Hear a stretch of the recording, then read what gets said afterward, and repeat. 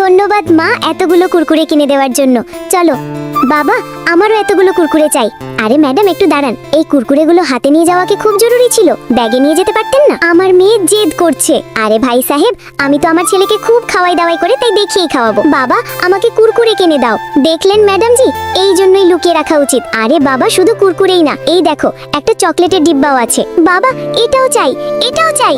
আরে চুপ করো বাবা। ম্যাডাম এখান থেকে চলে যান, আমি বদলা নেবই। আরে ভাই সাহেব একটু একটা ফুটবল দিন, আমি আপনাকে 50 টাকা দেব। বেটা এই নাও, ওর সামনে ফুটবল নিয়ে খেলবে, ও কাঁদলে তখনই মজা হবে। আমার ফুটবল ভেঙে দিয়েছিস? তোর তো ফুটবল ফাটিয়ে দিয়েছে, এখন দেখাচ্ছি তোকে। ভাই সাহেব ফুটবল ভেঙে গেছে, চলুন 700 টাকা বের করুন।